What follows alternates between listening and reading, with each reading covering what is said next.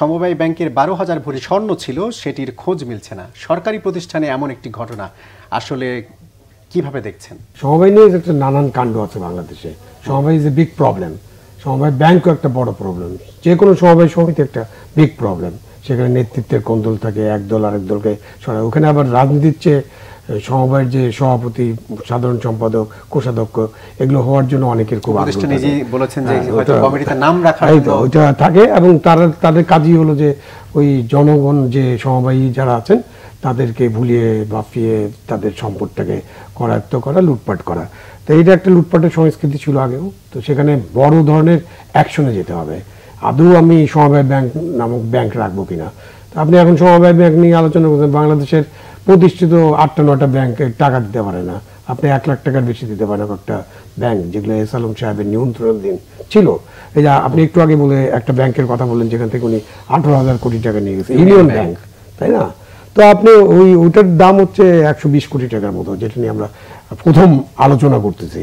আর union bank থেকে ১৮,০০০ কোটি টাকা নেই, তাই না?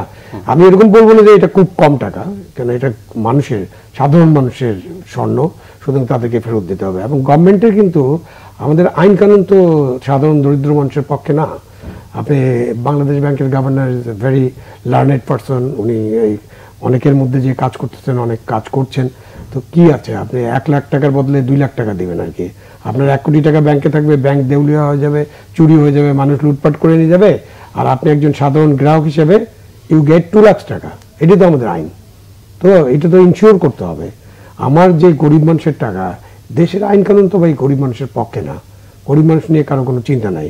আমার যে টাকা, আমার যে ৫ লক্ষ, ১০ লক্ষ, ২০ লক্ষ টাকা ব্যাংকে থাকবে, আমি পুরোটা রিটার্ন পাবো। আমাকে পুরো রিটার্ন দিতে হবে, এটা ইনশিওর করা থাকবে। এবং এই ইন্স্যুরেন্সের মাধ্যমে আমাকে পুরোটা রিটার্ন দেওয়ার ব্যবস্থা করতে হবে। আমাদের ওই ধরনের পদক্ষেপ যখন নিতে পারবো, তখন আপনি যে প্রশ্নটা করেছেন যে এই লোকগুলোর কি হবে, তখন এই লোকগুলো উপকৃত হবে। এই লোকগুলো তখন আস্থা থাকবে। নাহলে লোকজন তো আস্থা থাকবে না। লোকজন ব্যাংকে টাকা রাখবে না, ব্যাংকে এই যে সোনা রাখবে না, বা ব্যাংকে সোনা রেখে টাকা লোন নেবে না। এবং তাদের কাছে কত লোন ছিল সেটা একটু দেখতে হবে। এটা একটা বড় হিসাবের ব্যাপার আছে। হঠাৎ করে একটা জিনিস নিয়ে কনক্লুডিং রিমার্কস করা যাবে না। বাট আমাদের এই সেক্টরে, ব্যাংক, সমবায় ব্যাংক বলেন বা ব্যাংক বলেন, আর্থিক প্রতিষ্ঠান বলেন, আমাদের এই সেক্টর একটা দুর্নীতিগ্রস্ত সেক্টর। এবং এই সেক্টরের মানে কতগুলো ব্যাংক তো একেবারে প্রবলেম ব্যাংক, সব ব্যাংকই মোটামুটি এই অবস্থা। জনতা ব্যাংকই খুব ভালো চলতেছে, সেখান থেকে কি হাজার হাজার কোটি টাকা মানুষ বের করে নিয়ে যায়নি। সেখানে তো একজন বিশ্ববিদ্যালয়ের প্রফেসরকে আমরা চেয়ারম্যান বানিয়েছিলাম। উনি তো বললেন যে বাংলাদেশ ব্যাংকের গভর্নর ছিলেন বিশ্ববিদ্যালয়ের প্রফেসর, তাই না, অর্থনীতিবিদ, বানানো হয়েছিল। তো আবার আমরা আমলাদেরকে বানালে তখন একটা অসুবিধা, বিচারপতিকে বানালে তারও একটা অসুবিধা।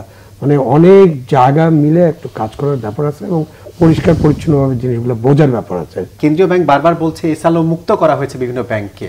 তাহলে কি আসলেই কি এস আলম মুক্ত হয়েছে ব্যাংক? না, এস আলম মুক্ত মানে এটা নামে মুক্ত করতে চাইলে তো হবে না। আপনি এস আলম মুক্তর বিষয়টা তো নয়। বিষয়টা হলো একটা রেফারেন্স যে আপনি ব্যাংকগুলো যেভাবে লুটপাট হয়েছে, এই লুটপাট মুক্ত করতে চাই আমরা। এস আলম একটা নাম, আরও নাম থাকতে পারে। অনেকের নাম আসছে না, যে অনেকে হাজার হাজার কোটি টাকা ব্যাংক থেকে নিয়ে যাচ্ছেন। তা এখন আপনি ওই এটা একটা রিটোরিকের মতো শোনায় আর কি, পলিটিক্যাল রিটোরিক আগেও তো, এখন আরেকটা রিটোরিক যে আমরা অমুক মুক্ত করে ফেলছি। অমুক মুক্ত করে তো লাভ নেই।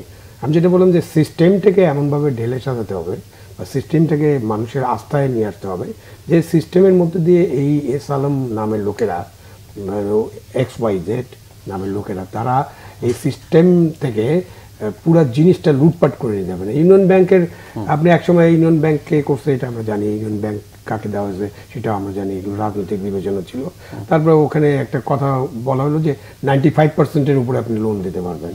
আর আপনি যেটা বললেন 95%-এর উপরে লোন দেবেন, আর 64% একজন মানুষের কাছে যাবে। তো সেটা এটা নিয়ে চলে যাবে, এটাই তো খুব স্বাভাবিক। এটাই তো হয়েছে বাংলাদেশের লুটপাটের যে সংস্কৃতি, সেই সংস্কৃতির মধ্যে ব্যাংক থেকে লোন নিয়ে সেটা পাচার করা, যে মুদ্রা পাচার, টাকা পাচার বলি না আমরা। তো আপনার এই যে 18,000 কোটি টাকা নিয়ে এটা দেশে আছে নাকি? থাকলে উদ্ধার করেন। আপনার তো এস আলম সাহেবের ব্যাপারে ওই সরকারের সময়, বিগত সরকারের সময় প্রথম আলো এবং আপনারা অনেকেই অনেক রকম নিউজ দিয়েছেন না, কি করলো, কত টাকা উঠে নিল।